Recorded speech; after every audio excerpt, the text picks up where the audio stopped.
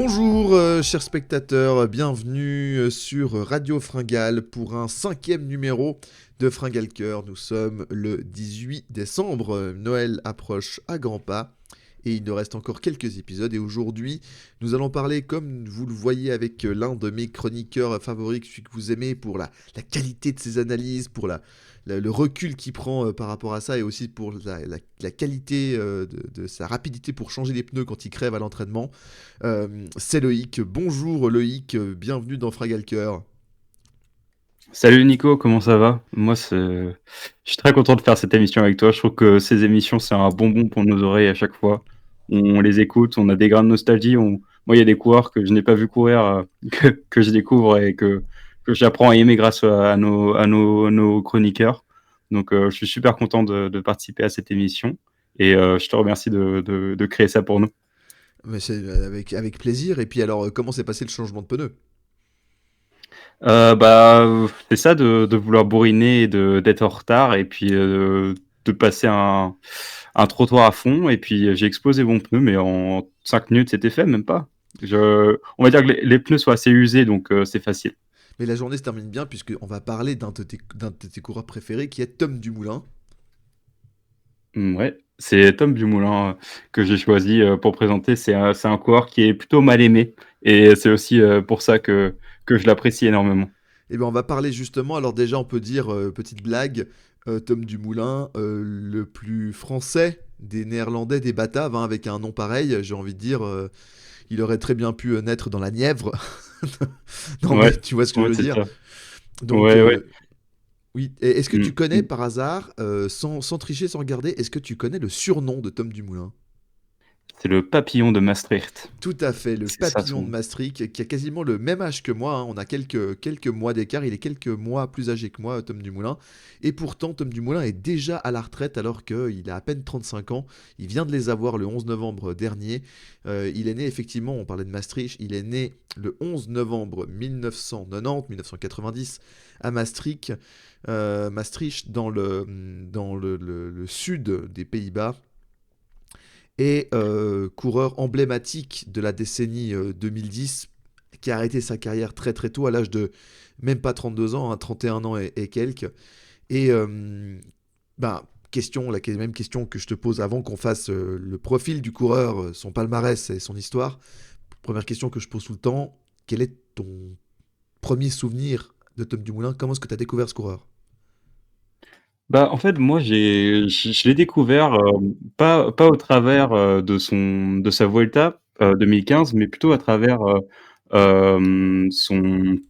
ses JO de 2016 en fait, parce que donc moi, enfin, il résonne beaucoup en moi parce qu'en fait, moi, je suis franco-néerlandais et donc à chaque fois que je regardais les JO, j'avais 13 ans à l'époque. Moi, je suis un peu plus jeune que toi et donc à non même un peu moins de 13 ans parce que du coup, je suis de fin d'année. T'es beaucoup Euh, plus jeune je, que je- moi. oui, donc j'avais 12 ans. Non, j'avais oui, pour 13 ans dans ces eaux-là. Et donc en fait, je me souviens de regarder les JO chez mes grands-parents. Et en fait, moi, à cette époque-là, en fait, je connaissais le Tour de France. En fait, je connaissais le Tour de France parce que mes grands-parents regardaient le Tour de France, parce que on avait des amis qui étaient fans du Tour de France aux Pays-Bas et on allait regarder ça avec eux. Et en fait, là, j'ai découvert l'épreuve du contre-la-montre. Et moi, en fait, je voyais ce Hollandais, en fait, qui performait et qui était super fort. Et je me disais, mais en fait, c'est un Hollandais. Donc, je le supportais dans mon esprit d'enfant. C'était une raison d'aimer, d'apprécier un coureur. Et donc, c'est comme ça que je l'ai suivi. Et il a fini magnifique deuxième donc, sur cette épreuve des JO. Et je me souviens que ça m'avait énormément marqué. Et je suivais encore beaucoup le vélo. Et c'est le premier souvenir, en fait, que j'ai de. C'est pas le premier souvenir de vélo, mais c'est un des premiers souvenirs de loose à vélo que j'ai. Donc, c'est sur ces JO de Rio en 2016 que je me souviens de Tom Dumoulin. Oui, non, tout à fait. Ça, c'est exactement ça. Alors moi, tu penses bien que les JO 2016, très bon souvenir, hein, évidemment. Ah bah oui, parce que le premier, c'est un Suisse, c'est notre cher Et Cancellara. j'ai un souvenir que pour moi, la plus grosse menace de Cancellara durant cette épreuve de contre-la-montre, c'était le jeune Tom Dumoulin, 26 ans à peine, enfin 25 ans à peine, pas encore 26 ans, et qui représentait l'avenir du contre-la-montre pour le cyclisme professionnel. D'ailleurs, ben, c'est la première chose qu'on peut dire, un rouleur exceptionnel, Tom Dumoulin. Bah, en fait, c'est ça, il est compliqué à définir ce coureur. Est-ce que c'est un rouleur? Est-ce que c'est un mec qui fait du contre-la-montre? Est-ce que c'est un mec de classement général? En fait, il est passé un peu par tous ces stades pendant sa carrière. En fait, je tiens à rappeler que ce mec, en fait, il aussi, c'est pour ça qu'il résonne très personnellement pour moi, en fait. C'est que ce mec, il vient d'une famille qui regardait pas le vélo et qui faisait pas de vélo. Et en fait, il est né sur les bords de l'Amstel, dans la rue où l'Amstel arrivait, et je crois qu'il était vraiment très proche. Et la seule course qu'il regardait pendant l'année, c'était l'Amstel. Et à un moment, il s'est mis au vélo un peu par hasard. Et en fait, il s'est avéré très fort. Et puis, il a été sélectionné avec les Pays-Bas sur une course au Portugal. C'est sa première course avec à étapes. Et en fait, on lui a prêté un vélo de chrono. Et à ce moment-là, avec ce vélo de chrono, il a gagné l'étape et il a gagné le classement général. C'était en Algarve, il me semble. Et en fait, il avait emprunté ça à un copain sur, par un mec de son club, quoi. Et il vient gagner directement. Donc ça montrait un peu le potentiel du Moulin sur un vélo de contre-la-montre. Mais en fait, je pense que c'est un coureur qui est passé par beaucoup de stades différents dans sa carrière. Et il peut pas vraiment être que qualifié de roller. Il peut être qualifié de beaucoup d'adjectifs. Euh, mais ouais, en fait, il a vraiment cet aspect où aussi, tu vois, c'est un peu le coureur il était un peu décrié pour ça et c'était un peu comme à la Froome, un peu ce coureur qui était un peu décrié par cet aspect en fait très scientifique, qui avait l'air très scientifique. Et justement, dans sa carrière, il avait cette image-là, mais il est vraiment farouchement, enfin, il n'est pas opposé, mais il disait vraiment fonctionner à la sensation et pas au watt. C'est ça qui, en partie, a mené à sa fin de carrière. Donc, je trouve que c'est vraiment très intéressant entre l'image qu'il avait dans les pelotons et en fait, en général, l'image médiatique qu'il avait et le personnage, en tout cas, qui raconte après sa carrière être. J'ose croire que ce qu'il dit est vrai. Et il y a vraiment cette dissonance, en fait, entre cet aspect où il avait l'air très scientifique, très rigoureux et très antipathique. Et derrière, en fait, c'était un coureur qui fonctionnait beaucoup à la sensation. Donc, c'est c'est assez, moi, c'est ça qui le rend attachant. Et oui, bah, il est passé par plein de stades. Il est pas vraiment très descriptible. C'est pas un Thomas Tuchel, justement, qui est vraiment un coureur d'échappée pure. Tom Dumoulin, il est passé par beaucoup de stades, quoi. Oui, et puis bon, un scientifique, ça vient aussi de son background, hein, au niveau de sa famille, puisque son père était biologiste, lui-même se destinait à des études de médecine, en tout cas c'est ce qu'on peut lire dans différentes interviews, différents papiers. Et puis, ben, il n'a pas été pris en études de médecine. Comme tu l'as dit, tu as raconté cette histoire par rapport au Grand Prix du Portugal en 2010. Il a 20 ans et en découvrant un talent, hein, il se met au vélo assez tard, hein, alors qu'il a une quinzaine d'années. Et il décide donc de passer professionnel. Si on remonte un peu sa carrière, en tout cas au niveau des descriptifs, hein, si on va sur son profil de Pro Cycling Stat, effectivement, il fait 1m85, 1m85 pour les Français, pour environ 69, 70 kg de poids de forme. Donc c'est un athlète assez long, assez longiligne, un peu un gabarit à la Froome, hein, si on veut, peut-être un peu moins maigre, mais assez longiligne, donc capable d'envoyer des gros watts sur le plat en contre-la-montre, mais également suffisamment fin pour avoir un bon rapport poids-puissance dans les ascensions. Un style de rouleur, donc n'aime pas tellement les changements de vitesse, mais par contre capable de développer beaucoup de puissance sur des montées longues.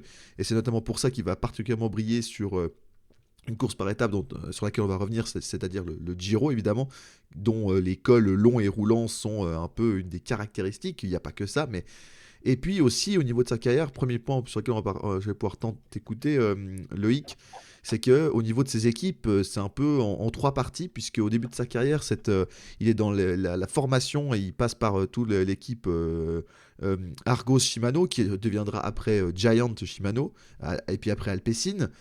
Puis en 2017, il passe à la Sunweb. Et puis, il finit sa carrière à la Jumbo-Visma. On a encore les images du Tour de France 2020, où il est dans la garde rapprochée de Primoz Roglic sur son Tour de France, mais il n'y a pas que ça. et il termine sa carrière le 15 août 2022 à la Jumbo. Voilà, on y reviendra sur sa fin de carrière, ce sera un peu sur la fin de la mission. Mais voilà, avec plein d'évolutions dans sa carrière, comment est-ce que tu la décrirais, toi, cette carrière d'une dizaine d'années, hein, j'ai envie de dire, sur le haut niveau, donc depuis 2011-2012, où il commence à avoir le haut niveau, l'explosion, la révélation au niveau des classements mondiaux sur l'année 2014, j'ai envie de dire, 2014 c'est vraiment là où il explose au plus haut niveau, et puis jusqu'à sa fin de carrière un peu en eau de boudin sur laquelle on reviendra un peu bizarre, un peu compliqué. Euh, Ton avis sur global avant qu'on revienne sur certains points sur la carrière de Tom Dumoulin. Bah, en fait, Tom Dumoulin, il a quand même une carrière très, très néerlandaise. C'est-à-dire dans les équipes, il est toujours resté quand même dans le monde néerlandais du vélo. Il est pas vraiment parti à l'international. Donc, il y a cette première analyse qui peut être faite. Le team Giant Alpecin, et après le team Sunweb, c'est les mêmes équipes. C'est-à-dire qu'en fait, Tout à c'est juste fait. un changement c'est un changement de sponsor. En fait, il change vraiment d'équipe quand il part chez Jumbo. Et c'est plus tard dans sa carrière. En fait, il a vraiment, il a 2 années qui sont au début qui sont assez moyennes. Hein. Il pète pas la baraque directement. Je trouve que c'est un coureur qui est un peu dans son style justement, mais a mis du temps à se développer et en fait à exploser un peu plus tard, vers 2014-2015, où là, il s'affirme. Il a commencé à être très fort en contre-la-montre. Il gagne des championnats nationaux, etc. Et il s'affirme en coureur par étapes un peu plus tard dans sa carrière, pour après finir. En fait, chez Jumbo, il venait vraiment en tant que leader pour aller gagner un grand tour, pour être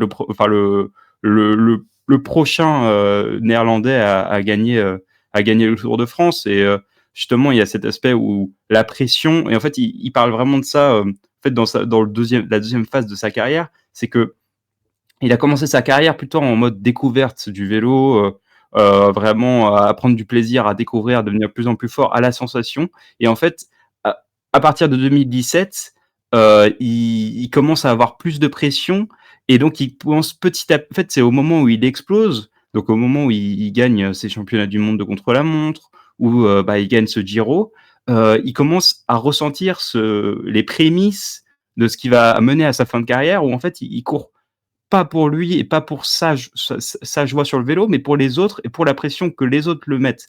Donc, je trouve que c'est aussi assez rare dans le cyclisme moderne et dans le cyclisme en général que des gens arrivent à exprimer en fait ce genre de choses. C'est-à-dire que de dire, ok, bah en fait, le monde du vélo m'a vraiment m'a un peu amené dans la lessiveuse et m'a amené dans un tourbillon où en fait je devais performer pour les autres. Et ce qui est le sport de haut niveau. Il y a beaucoup de gens qui diront ah mais en fait c'est de la faiblesse d'esprit.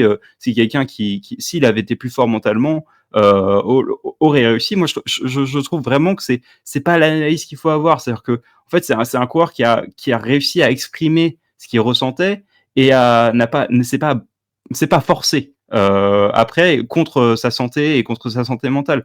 Donc il y a vraiment cette évolution, je pense, entre la découverte puis petit à petit ce désamour qui arrive avec la pression. Et en fait, il a aussi cet aspect où je pense que ce coureur, comme il vient pas d'une famille de cyclistes, et il l'a affirmé dans plusieurs interviews aux Pays-Bas, c'est qu'en fait, il s'est jamais senti légitime dans le monde du vélo. C'est-à-dire il a commencé à se sentir légitime après sa carrière. C'est-à-dire comme il se disait, bah, j'ai pas la science du vélo, j'ai pas grandi là-dedans, j'y connais pas vraiment grand-chose, alors que quand on est coureur et qu'on a même 3-4 ans d'expérience à très haut niveau, on commence vraiment à être, selon moi, un expert en vélo. Hein. Faut pas déconner. Mais il y a vraiment cet aspect où je pense que il devait se protéger d'une certaine carapace parce qu'il se sentait illégitime à cette place. Et au bout d'un moment, bah, la cocotte minute, elle explose. Et je trouve que c'est très bien en fait d'avoir assumé ça. Et donc après sa carrière, j'ai l'impression que dans dans sa communication et dans son travail qu'il fait pour la télé néerlandaise, il y a beaucoup plus cet aspect amour du vélo et analyse du vélo qui réapparaît en fait. Tout à fait, et ça c'est un point sur lequel on pourra aussi revenir, hein, de sa personnalité. Tom Dumoulin a une personnalité particulière, assez unique dans le peloton cycliste professionnel, en tout cas moderne, hein, c'est-à-dire il y a quelques années, hein, puisqu'on a dit il a pris sa retraite assez récemment. Au niveau du style, Tom Dumoulin, Loïc, un très beau styliste sur le contre-la-montre, hein, extrêmement bien posé sur sa machine, une belle machine à rouler. On l'a dit, un coureur avec un beau coup de pédale assez régulier.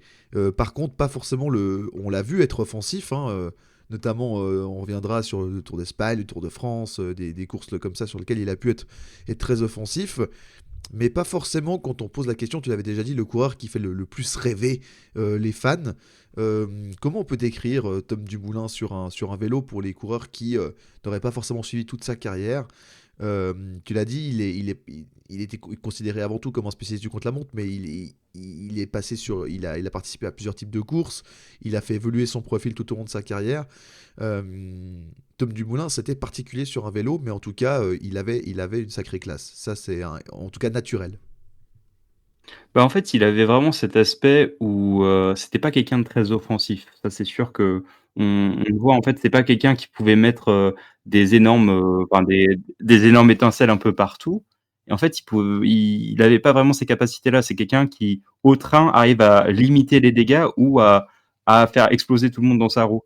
Par exemple, en fait, il arrive, par exemple, sur cette Vuelta en 2015 où en fait, il est en fait, j'ai presque envie de parler plus de ses défaites, mais en fait, il arrive l'avant-dernier jour avec le maillot rouge et en fait, par son inexpérience et par la faiblesse de son équipe, il résiste pas aux attaques de Haru et de la Astana qui étaient vraiment, enfin, qui étaient déchaînées. Et son Giro en 2017, il vient de gagner un peu comme ça, c'est-à-dire que il est très fort en contre-la-montre.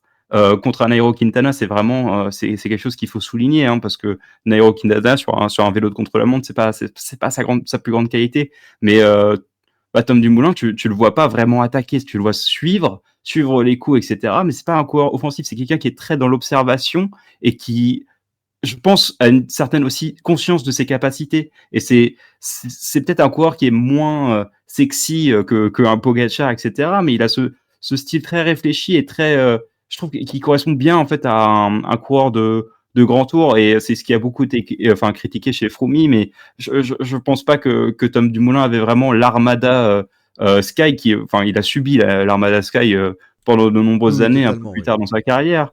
Et en fait, il avait un peu un style similaire à la Froome, mais il n'y avait pas l'armada derrière, donc ce qui, moi, me l'a rendu sympathique. En fait, cet aspect où, ah bah en fait, c'est un coureur qui réfléchit, qui compte ses coups de pédale. Euh, c'est pas quelqu'un qui va mettre des étincelles, mais qui limite les dégâts et qui est assez fort en fait pour lire le jeu et pour voir la course de vélo, être sûr de ses capacités. Parce que c'est ça enfin, qui détonne beaucoup avec cet aspect où lui se sentait assez légitime face au vélo en disant j'ai pas beaucoup d'expérience, je viens pas de ce monde-là. Mais en fait, il avait une science de la course qui était innée, quoi. Enfin, c'était quelqu'un qui, je pense, se connaissait très bien et justement, il se connaissait tellement bien que les gens l'ont pris pour un scientifique, mais en fait, non, c'était vraiment de la sensation. Alors avant qu'on revienne sur ses plus gros succès et ce pourquoi il est particulièrement connu, tu voulais ouvrir un gros dossier dans cet épisode. C'est le côté loser magnifique de Tom Dumoulin. C'est vrai qu'il y a eu des hauts et des bas dans sa carrière. Je donne une petite stat. Euh, Tom Dumoulin, c'est 22 victoires professionnelles. Alors, il a quand même à son palmarès l'un de ses plus gros accomplissements, c'est que c'est un multiple seigneur, hein. Pour les gens qui ne savent pas, un seigneur, c'est quelqu'un qui remporte des victoires d'étape sur les trois grands tours, donc le Giro, le Tour de France et la Vuelta. Et donc il a 3 victoires sur le Tour de France, il a 4 victoires sur le Giro, et il a 2 victoires sur la Vuelta, notamment cette Vuelta 2015, sur laquelle on reviendra parce que course exceptionnelle. On vous laisse aller voir notre écrase les pédales sur les plus beaux grands tours du 21e siècle. Mais toi, tu voulais ouvrir vu qu'on va s'intéresser à certains points précis de sa carrière, c'est le côté loser, un peu loser magnifique de Tom Dumoulin. Je ne sais pas par quel point tu voulais commencer, parce qu'effectivement, il y en a plein. Est-ce que tu as des exemples en tête précis sur lesquels tu voudrais revenir?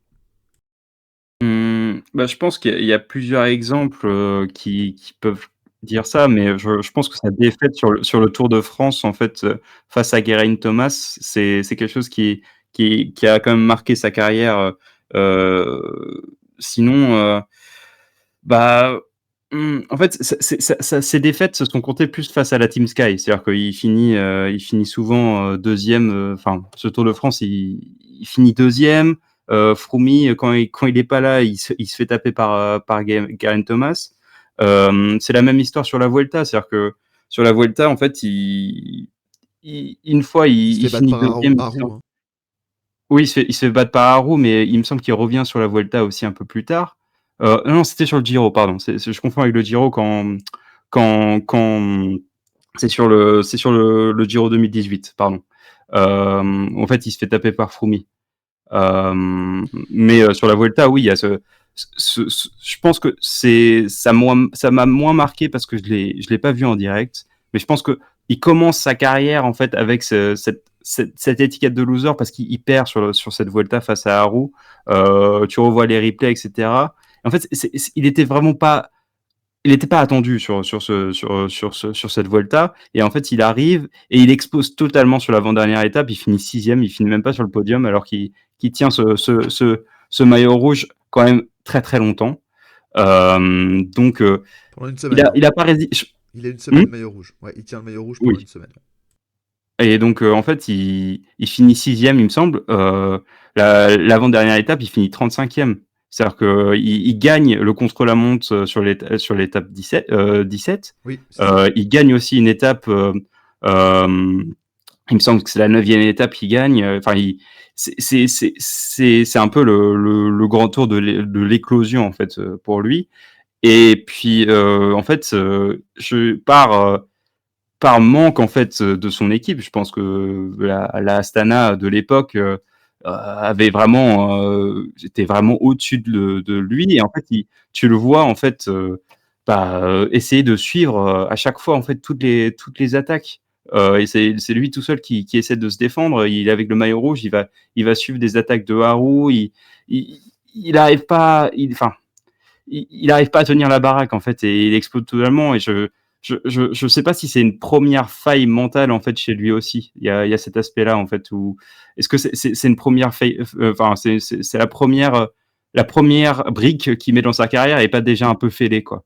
Alors, il y a de ça également, et puis on peut revenir aussi sur, malheureusement, ses hauts et ses bas sur les grands tours, parce que le Tour de France, c'est 6 participations, il y a 2 abandons, en 2015 et en 2016, alors qu'il est en pleine bourre et casse la baraque.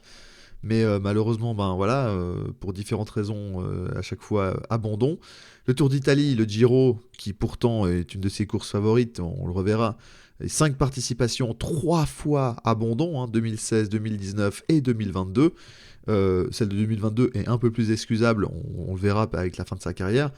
Et puis la Vuelta également, non partant en 2020 à la 8e étape, et puis abandon lors de sa première participation à un grand tour en 2012. Au final, sur ses participations au grand tour, la moitié, parce qu'il va participer à 14 grands tours, la moitié,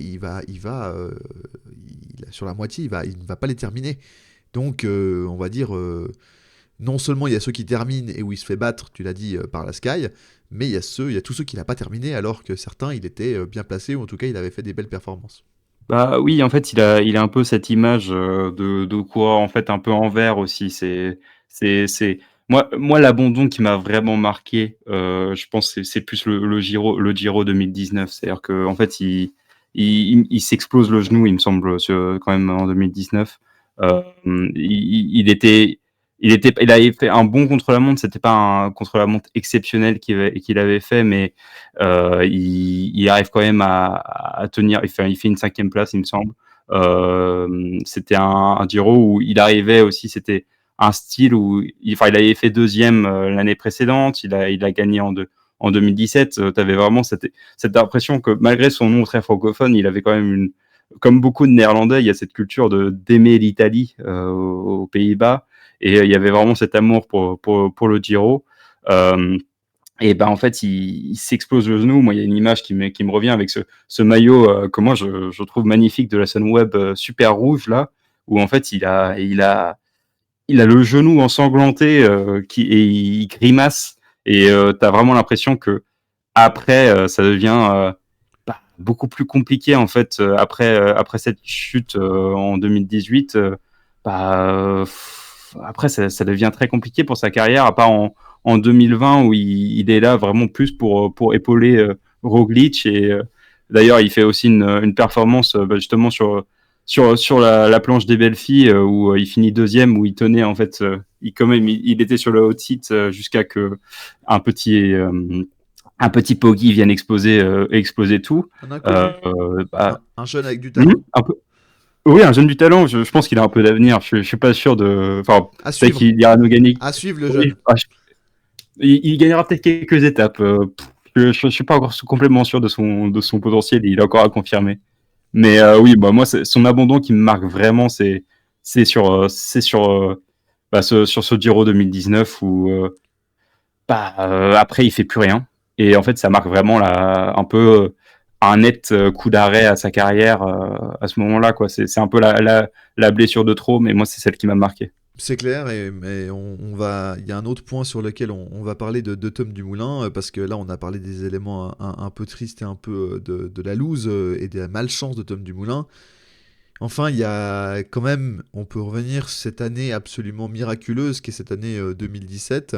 Et on y reviendra dans le détail parce que voilà, c'est un des gros points.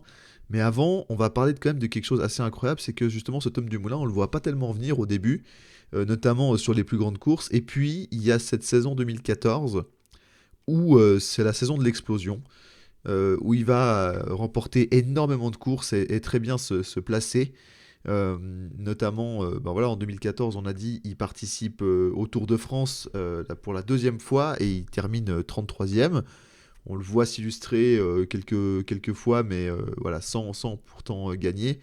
Et pourtant, cette année-là, il devient pour la première fois de sa carrière, ce ne sera pas la seule fois, champion des Pays-Bas du contre-la-montre. Il remporte des étapes sur le Critérium international, il remporte des étapes sur les Neco Tours, il remporte le prologue du Tour de l'Alberta. Il est bien placé, alors que c'est pas forcément une course qui lui correspond, mais il est bien placé au Grand Prix de Québec, il termine deuxième. Il monte pour la première fois de sa carrière sur un podium du championnat du monde du contre-la-montre, puisqu'il est troisième en 2014. Il est cinquième du Tour de Suisse.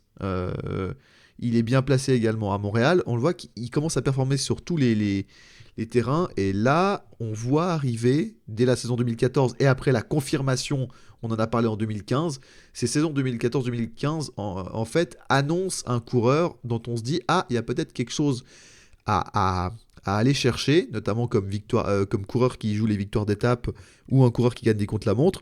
Par contre, on est d'accord sur une chose, dans ces années-là, 2014 et 2015, avant la Vuelta 2015 fait la bascule, on ne voit pas du tout en Tom Dumoulin un coureur de classement généraux pour les grands tours ou pour les plus grosses courses du calendrier. Et c'est quelque chose sur lequel il va avoir une progression assez linéaire et d'une autre part, quelque part fulgurante, de 2014-2015, là où il commence vraiment à bien s'implanter dans le peloton professionnel, jusqu'à cette fameuse saison 2017. Bah oui, en fait, il y a cet aspect où, comme on a dit en début d'émission, c'est que Tom Dumoulin, en fait, il passe par beaucoup de profils au cours de sa carrière. Et en fait, moi, 2014, entre guillemets, j'avais 11 ans, hein, donc j'étais pas vraiment là pour voir. Moi, c'est plus une fiche de résultats pour moi, 2014. Ce que je vois, c'est que J'étais sur là. les Neco Tours, J'étais là. oui, C'est la première fois qu'on le voyait un petit peu. Moi, je parle justement 5e du Tour de Suisse. C'était un. Faut dire, pour moi, qui suivais bien le cyclisme, voilà, évidemment à l'époque, c'était un quasi total inconnu, hein, Tom Dumoulin, 24 ans. oui, et surtout à l'époque, 24 ans, c'était jeune. C'est-à-dire que on a l'habitude des coureurs qui arrivent à 19 ans, 19 ans, 20 ans maintenant de nos jours. 24 ans, c'était très jeune à l'époque. Euh, En fait, je pense que à part un cercle très restreint de fans de contre-la-montre néerlandais, il n'y avait pas beaucoup de monde qui le connaissait avant 2014. Il y a vraiment cette éclosion à ce moment-là. Mais oui, comme tu disais, il y a cette évolution très linéaire et très vers un coureur il passe d'un coureur de contre-la-montre à un rouleur à un coureur de classement général. Et ça arrive progressivement. C'est-à-dire que en fait, en 2015, il y a cette Vuelta où en fait il perd, comme on dit, à l'avant-dernière étape, mais entre guillemets, c'est comme si c'est pas exactement comme ce qui s'est passé avec Del Toro, mais c'est un truc où en fait il est très jeune, il est extrêmement jeune et ça peut vraiment être cette défaite sur la Vuelta, c'est vraiment excusable entre guillemets avec l'inexpérience et on se dit en fait je pense qu'à partir de 2017, où en fait il vient gagner ce Giro, on se dit que c'est un coureur extrêmement complet. C'est un coureur qui est là, je me souviens des commentateurs sur Eurosport en anglais, ils disent ah, ce coureur, il va gagner plusieurs grands tours, c'est une certitude. C'est un coureur extrêmement complet, il a des qualités qui sont vraiment pas négligeables et qui sont, enfin, ça montre que c'est un coureur très sérieux et qui peut aller très loin. Finalement, en fait, son Giro, ça reste sa seule victoire sur Grand Tour, ce qui est déjà très très bien par rapport à beaucoup de coureurs. Hein. Je tiens pas à minimiser ça, mais en fait, il est extrêmement fort aussi moi, je le vois plus comme un coureur de classement général, mais comme tu le dis, il gagne sur les 3 grands tours, pas que en contre-la-montre, c'est-à-dire qu'il gagne aussi sur des étapes en ligne, en fait. C'est pas un pur spécialiste du contre-la-montre. Et puis en 2017, il vient gagner ses championnats du monde aussi de contre-la-montre. Et en fait, le contre-la-montre, j'ai l'impression que c'est un fil rouge dans sa carrière, mais il faut pas le, le laisser à ça, quoi. C'est un coureur plus complexe, ça. Non, effectivement, est l'un des meilleurs exemples pour moi et qui est l'un des meilleurs souvenirs que j'ai de Tom Dumoulin. Je ne sais pas si tu le partages. C'est cette fameuse 9e étape du Tour de France 2016. Est-ce que ça te dit quelque chose, cette 9e étape? Bah, en 2016, oui, je commençais à suivre Oui. le Tour de France. Et Après, il vient la gagner, cette étape, justement, c'est sur en ligne. alors, Oui. on va en parler de cette étape, je vais te laisser en parler juste après, mais simplement pour poser, on est dans les Pyrénées à ce moment-là, hein, le Tour de France, c'est le premier gros massif. Euh, et en 2016, dans les Pyrénées, Tom Dumoulin est à l'attaque dans le groupe, alors qu'il est catalogué plutôt rouleur qui passe bien la montagne. Et il va se montrer le meilleur aujourd'hui dans une grosse étape, hein, puisque elle termine à Andorre.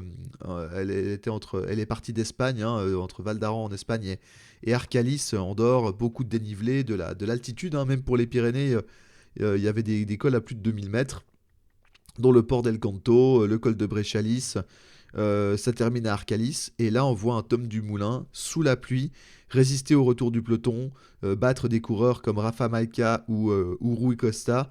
Le Tour de France à cette époque-là est dominé au classement général par la Sky de Christopher Froome. Euh, Là, on a quand même cette étape où il démontre une force absolument incroyable. Malheureusement, il va devoir abandonner ce Tour de France, on l'a dit un peu plus tard dans la course. Mais là, moi, j'ai le souvenir de non seulement une très belle victoire en échappée, dans un style dont on n'a pas l'habitude de connaître le jeune Tom Dumoulin, hein, qui a 25 ans à peine, qui va avoir 26 ans à la fin de l'année, mais qui a 25 ans à peine à la fin de ce Tour de France, et un Tom Dumoulin conquérant, et qu'on voit développer de plus en plus ses capacités de grimpeur, qui annonce quelque part ce qui va se passer quelques mois plus tard, en 2017, sur le Giro. Une étape absolument magnifique pour Tom Dumoulin. Bah, écoute, en fait, il me semble qu'il gagne enfin, il attaque à 13 kilomètres en solo. Tu le vois, enfin, moi, je crois pas avoir vu l'étape en direct. Tu vois, par Moi, je l'ai exemple, vu en direct et c'est un gros souvenir. bah, écoute, j'aurais dû allumer la télé à ce moment-là. Je pense qu'à 13 ans, je devais être sans doute en train de tourner, en train de faire du VTT quelque part pendant les vacances d'été. Moi, sur Tom Dumoulin, en fait, il y a cet aspect où moi, je le découvre un peu plus tard dans sa carrière. C'est-à-dire qu'en fait, je vois tous ces résultats en fait avant. Et en fait, moi, je découvre aussi sur ce Giro 2017, sur ce Giro 2018, où en fait, il vient, enfin, il vient gagner des étapes, mais il est déjà développé en tant que coureur en fait à ce moment-là. Mhm. Ce qui n'est pas forcément le cas en 2016. On avait parlé, on a parlé en introduction de sa magnifique médaille d'argent aux Jeux Olympiques. Et évidemment, et là, bah là tu es déjà, à ce moment-là, en 2017, tu es déjà fan de Tom Dumoulin. Et on va revenir sur cette course absolument incroyable qui est l'un de mes Giro préférés de l'histoire, de cette saison 2017 absolument incroyable de Tom Dumoulin, où Tom Dumoulin en 2017 est clairement l'un des meilleurs coureurs du monde, champion du monde du contre-la-montre, vainqueur du Tour d'Italie, vainqueur du Big Bang Tour, hein, qu'on connaît aujourd'hui sous le nom de Eneco Tour. 4e de San Sébastien, 5e d'Estrade Bianche, 6e de Tirreno Adriatico, n'en jetez plus. Euh, Tom Dumoulin est clairement l'un des meilleurs coureurs de course par étape en dehors de la Sky à cette époque-là, l'un de ceux qui peut le faire le plus vaciller. On y reviendra dans son année 2018 après pour conclure l'émission avec ça. Puis après qui va annoncer malheureusement sa fin de carrière avec, comme tu l'as dit, sa blessure au Giro 2019. Mais 2017, on est au pic de la carrière de Tom Dumoulin, on est au début de ce qu'on espère être un long prime au moins 6-7 ans en tout cas. Ça va malheureusement pas être le cas, on y reviendra. Mais raconte-nous un peu, voilà Loïc, je vais te laisser un petit peu la place. Raconte-nous un peu ce Giro 2017 absolument incroyable avec un duel à 4 avec de mémoire Nero Quintana, Tom Dumoulin évidemment en duel principal et dans les 4 favoris qui vont se battre jusqu'au dernier contre la montre, notre ami franc-comtois Thibaut Pinot. Oui, bah il y a aussi cet amour de Thibaut Pinot pour le Giro dans cette histoire. En fait, j'ai l'impression que ce Giro 2017, il est un peu, en fait, il a une annonce très Il est très incroyable. confortable en fait. Il est incroyable ce Giro. Il est très sympa. Du coup, il y a Nairo Quintana, il y a Nibali. Nibali qui est extrêmement fort. Et en fait, tout est assez. C'est un truc c'est assez atypique parce qu'en fait, en fait, Tom Dumoulin sur ce Giro, il vient gagner assez tôt en fait. Enfin, pas assez tôt, mais en fait, il est extrêmement fort en fait.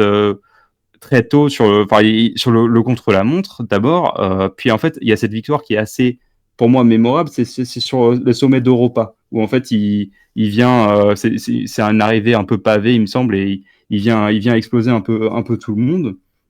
Il gagne avec énormément d'avance, il gagne avec enfin sur les leaders il gagne énormément de temps.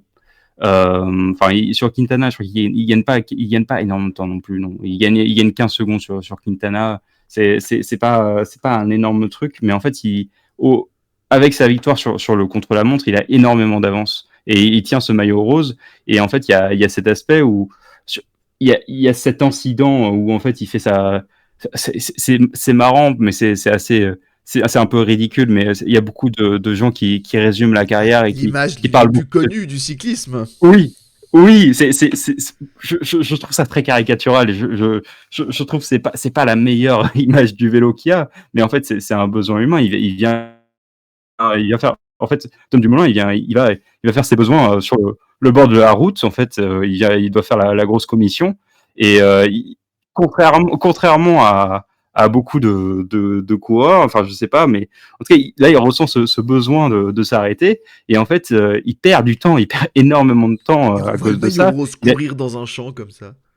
Oui, en fait, il y a cette image où en fait on le voit derrière un panneau se mettre et les commentateurs ils comprennent pas ce qui se passe. Ils se disent mais oh, il y a un changement de vélo. Ah non, il est en train de changer son maillot. Et en fait non, en fait il va chier sur le bord de la route de façon si on peut le dire de façon un peu crue.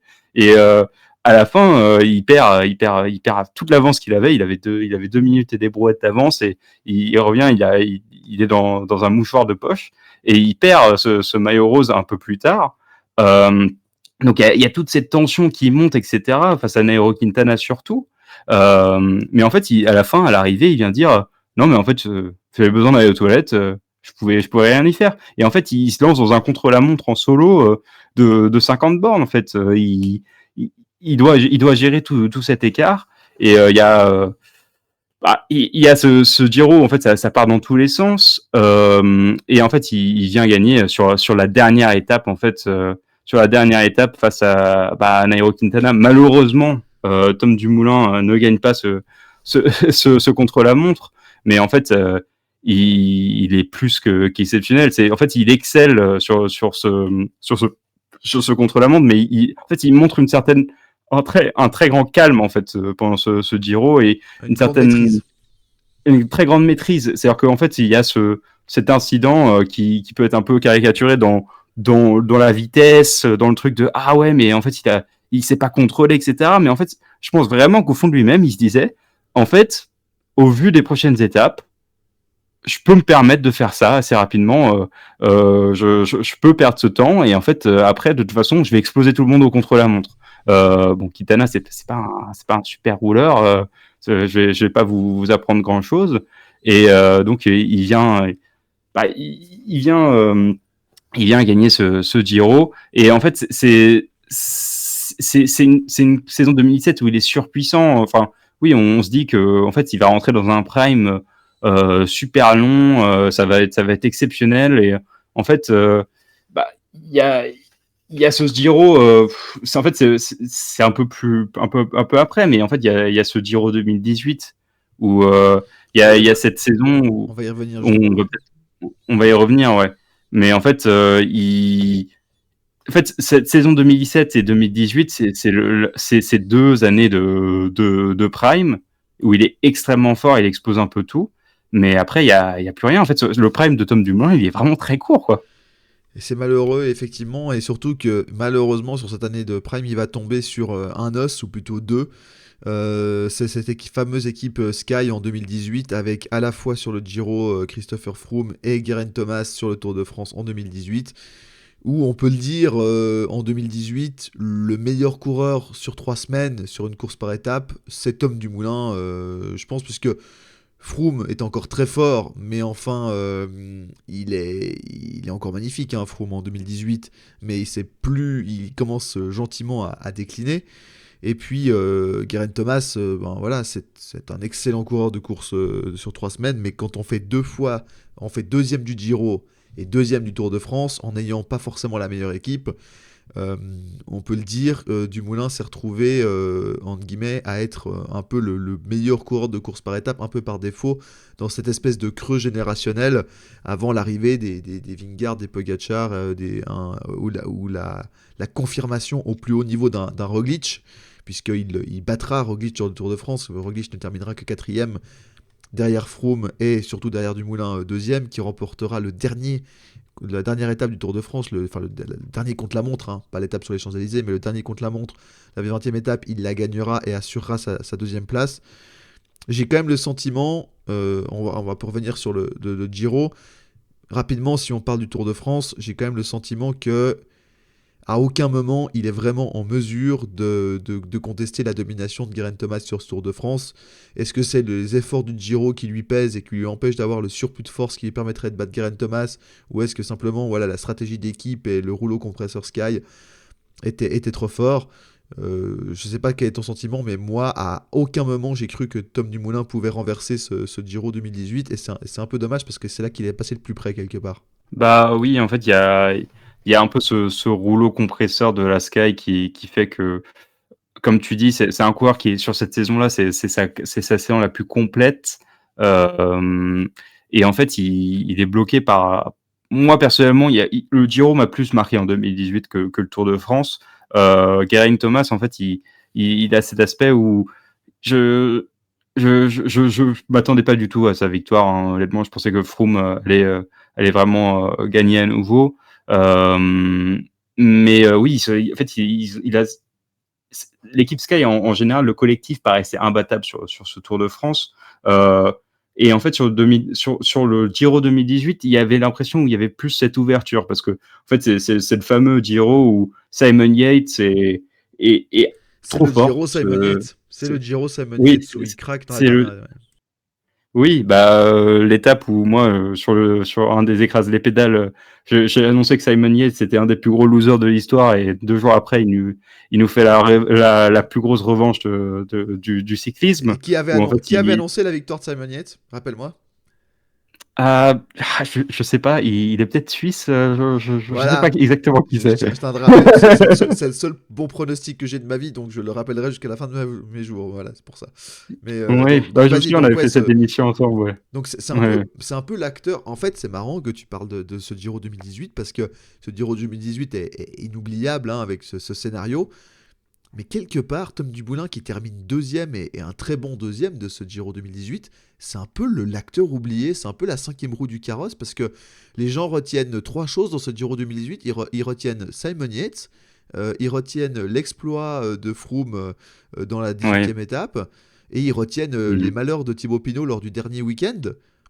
Et au milieu de ça, Bah il y a oui. Tom Dumoulin qui est régulier, qui va aller chercher une belle deuxième place, qui se bat pour la victoire ben, jusqu'au bout, quasiment, quoi, enfin presque.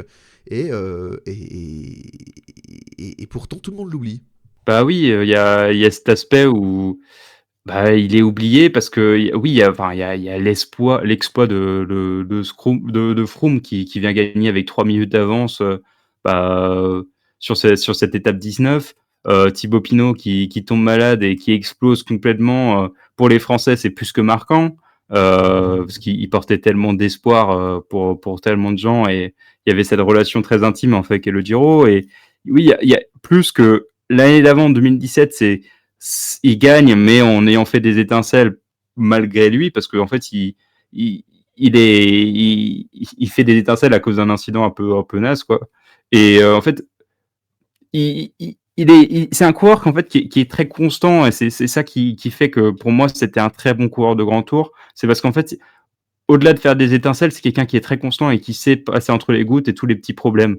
Mais en fait, il a peut-être moins cette étincelle magique que beaucoup pourraient avoir, d'où le désamour du public et aussi d'où aussi peut-être ce manque de victoire par rapport au potentiel en fait. C'est clair, et non, je ne peux être que d'accord avec toi. De toute façon, je suis souvent d'accord avec Loïc, à part sur les écrases les pédales, comme vous le savez. Et, et après, ben, malheureusement, il y a cette blessure au genou terrible, contractée lors de la quatrième étape du Giro 2019. Il abandonnera au matin de la cinquième, après avoir essayé de prendre le départ, mais c'est comme avec Thibaut Pinot au Tour de France 2019. Voilà, il va faire quelques kilomètres et puis s'apercevoir que c'est mort.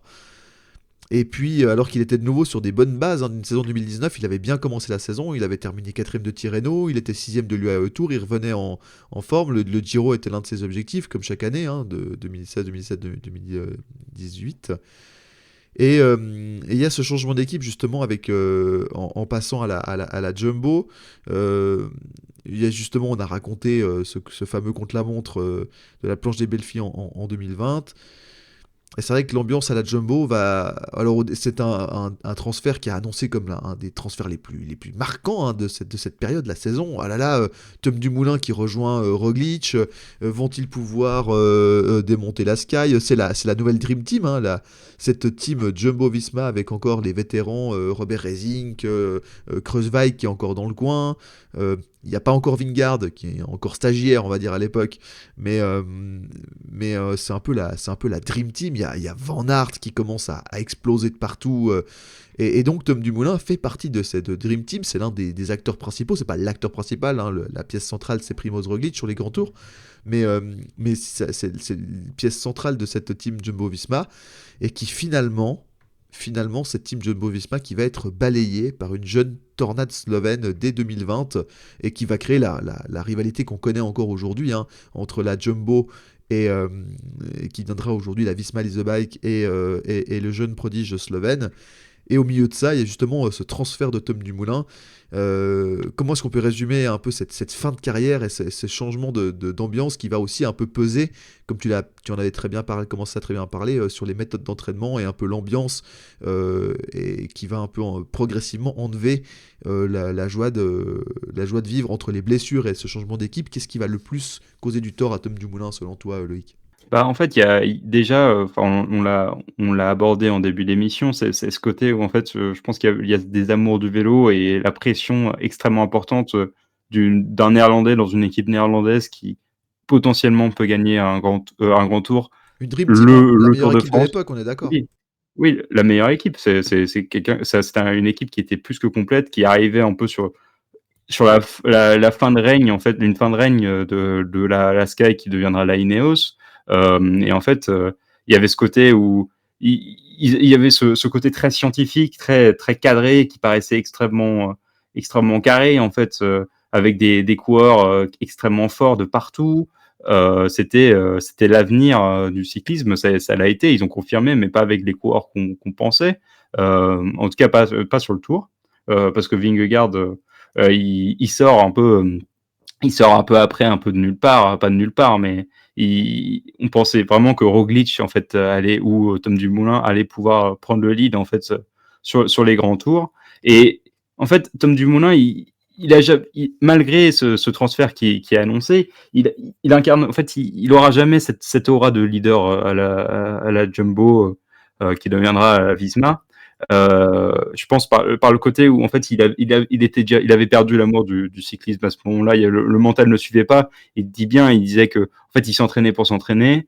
Il y avait plus cette envie derrière, il y avait plus la grinta et il se mue totalement en, coéquipier pour Au lieutenant, Primoz ouais. et Au Primoz lieutenant, ouais, en tout à fait. lieutenant. Et je pense pas que c'était un coureur, enfin c'était un coureur qui avait des capacités qui étaient vraiment excellente hein, Supérieur. pour être lieutenant et c'était un coureur qui je pense était plus là pour être un leader en fait et comme il a ressenti qu'il pouvait plus y arriver.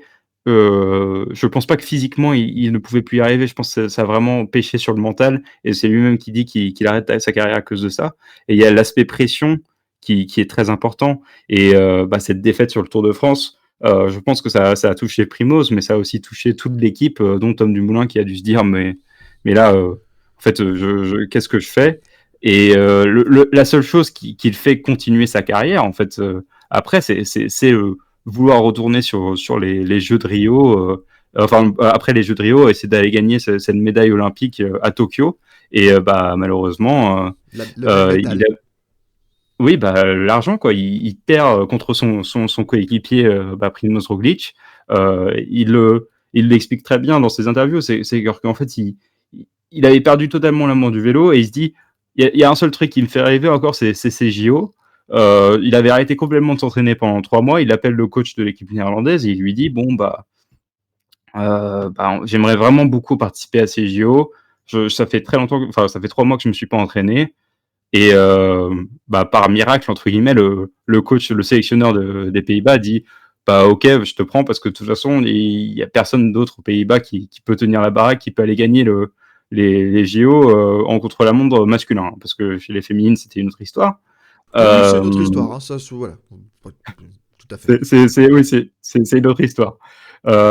D'ailleurs, ceux qui n'ont pas regardé la course sur route féminine à Tokyo, c'est c'est une belle image de ce qu'est la sélection néerlandaise des Pays-Bas féminines sur les prochaines années, qui me frustre énormément. Hein, mais on passe sur un autre sujet, bien sûr. Mais donc Et sur le oui, en fait, contre-la-montre, l'ami Marlène Reusser s'en souvient. oui. Et mais oui, donc en fait, bah, euh, pour les Suisses, c'est compliqué, oui, c'est sûr. Mais oui, Tom Dumoulin qui fait cette deuxième place, et le même argent, et finalement, 2022, ça sera sa dernière année. Il arrête assez annonce sa carrière. Il abandonne sur le Giro en tant que champion des Pays-Bas de contre-la-montre, mais il transmettait. Il y avait plus rien. Je pense que c'était vraiment des actes mécaniques et je pense qu'il a fait une sage décision en fait d'arrêter sa carrière à ce moment-là, parce que je pense qu'avec le salaire qu'il avait, etc., et la pression qu'il avait, il aurait complètement explosé en vol. Et je pense que c'est un peu une note, peut-être un peu plus pour arriver à la conclusion de notre émission. Mais en fait, moi, que des coureurs parlent de leur santé mentale et parlent de leur mal-être lié au haut niveau, je trouve que c'est extrêmement important. Et je pense que en tant que personne, je trouve que les histoires de santé mentale et le fait de normaliser le fait que des fois ça va pas dans sa tête, donner ça comme une raison justifiée et qui est justifiable et justifiée de prendre fin à sa carrière, je trouve que c'est pas mal d'assumer ça dans un sport qui reste quand même assez on va dire un peu vieille école comme le monde du sport en général, un peu vieille école sur ces questions-là. Et je trouve que quand des coureurs de cette classe assument ces choses-là, ça permet au vélo d'aller un peu plus loin. Donc moi, c'est aussi cet aspect-là que j'avais beaucoup apprécié chez Tom Dumoulin, c'est qu'il avait assumé en fait dire stop à cause de ses problèmes et n'avait pas donné des raisons un peu floues. Il avait dit bon, c'est juste ma santé mentale qui tient plus le coup, j'y arrive pas. Et c'est important que des athlètes parlent de leur santé mentale. Donc moi, j'apprécie ce coureur aussi pour cette franchise et pour cette première ouverture en fait, parce que je pense pas que ce soit le seul coureur qui ait subi des problèmes de santé mentale, et ce sera pas le dernier. C'est tout à fait vrai, et c'est un des héritages de la carrière et aussi des déboires de l'ami Tom Dumoulin. Avant qu'on passe aux deux dernières questions de l'émission, je vous rappelle, allez voir juste pour qu'on rigole. Donc Tom Dumoulin, on l'a dit, arrive après sa blessure au genou au Giro 2019. Il signe donc pour la saison, il signe un contrat de 3 ans de 2020 à 2022 chez la Jumbo-Visma de l'époque. Juste pour vous donner une idée du roster auquel on ajoute Tom Dumoulin, donc Tom Dumoulin voilà, est un transfert de cette année-là. Donc le roster pour montrer à quel point c'était la meilleure équipe du monde et de loin 2020 de la Jumbo. Donc juste pour qu'on rigole, il y avait George Bennett, il y avait Lorenz de plus. On a des coureurs comme le jeune Tobias Foss qui est signé. On a encore des vétérans comme Rezink, on a du Groenewegen, on a Kruijswijk, on a Sepkus. On a du Tony Martin qui est encore là, vétéran qui tient la baraque. On a du Mike Tennyson, évidemment Tonton Primos est présent, Wout van Aert en pleine bourre, du Taco van der Horn et un certain jeune Jonas Vingegaard, je ne sais pas si vous le connaissez, qui est également parmi les jeunes pousses de cette équipe. Un effectif absolument monstrueux auquel on ajoute la star locale Tom Dumoulin, donc néerlandais de son état, qu'on ajoute pour avoir le meilleur coureur néerlandais de son époque, en tout cas sur les grands tours. Et malheureusement, ça ne donnera pas les résultats escomptés, puisque 0 victoire pour Tom Dumoulin lors de ces saisons 2020, malgré une très belle 7ème place lors de ce Tour de France, le premier remporté par Tadej Pogačar. Loïc, deux dernières questions pour terminer. Quel est pour toi le plus grand regret que tu aurais sur la carrière de Tom Dumoulin? On a parlé des chutes, on a parlé des problèmes psychologiques. Si au niveau cycliste, est-ce que pour toi il y a un regret particulier? Est-ce que c'est cette Vuelta 2015? Est-ce que c'est ce Giro 2018? Est-ce que c'est ce Tour de France 2018? Est-ce que c'est les Jeux Olympiques? Quel est pour toi le plus grand regret sportif de la carrière de Tom Dumoulin? Bah, tu sais que je suis extrêmement mauvais pour faire des choix, moi. Ça se voit dans ma carrière d'animateur. Je sais pas faire de choix. Donc, tu me poses une colle. Je pense que le plus gros regret, ce sera sa saison 2018 plus. Je vais pas te donner de course exacte parce que C'est vrai qu'il sinon, y a 4 deuxièmes je vais- places, hein. Il y a 4 deuxièmes ouais. places en 2018. Deuxième du Giro, là tu vas pouvoir en parler. Il est deuxième du Giro. Il est deuxième du Tour de France. Il est deuxième des championnats du monde du contre-la-montre. Et il est également deuxième des championnats du monde du contre-la-montre par équipe. Beaucoup de deuxième place en 2018 et assez peu de victoires alors qu'il fait partie des meilleurs coureurs du monde. Bah oui, et même il finit quatrième au pied du podium de la course en ligne des championnats du monde à Innsbruck. Euh, c'est une saison qui est frustrante parce que c'est sa dernière année de prime. Ça, on ne le savait pas à l'époque. Euh, et c'est une saison qui colle en fait qui le colle en fait à cette image de loser qu'il aura. Enfin, moi je trouve que Tom Dumoulin il est pas associé, c'est pas associé à un coureur qui est gagnant malgré sa victoire sur le Tour de France 2017. Je pense enfin pardon sur le Giro 2017. Je pense qu'il est vraiment résumé à ses deuxièmes places de 2018 et après à ses problèmes physiques et puis mentaux. Donc il a vraiment cette réputation de loser qui lui colle à cause de 2018 plus à cause de 2015. Je pense que 2015 c'est vraiment excusé en fait par son inexpérience et par sa jeunesse. Mhm. Et enfin, pour terminer, parce qu'on aime bien terminer par le positif, et c'est l'aspect fringue-cœur, quel est pour toi le plus beau souvenir de Tom Dumoulin? Qu'est-ce que tu mets tout en haut de tes souvenirs et qui te donne chaque fois le sourire ou, on va dire, voilà, les étoiles qui brillent dans les yeux quand tu penses à Tom Dumoulin, et qu'est-ce qui fait justement que tu l'as choisi comme fringue-cœur pour ce calendrier de l'Avent?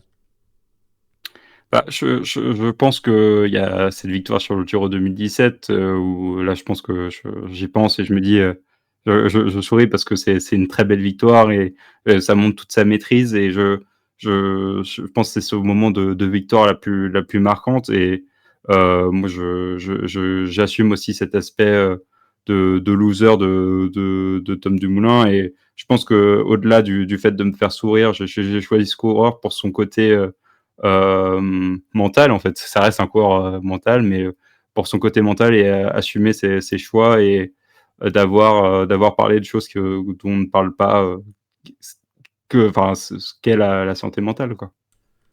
Eh ben, ce sera la conclusion de cette émission. Merci Loïc d'avoir pris 1 heure pour parler de Tom Dumoulin, une trajectoire unique dans le cyclisme moderne.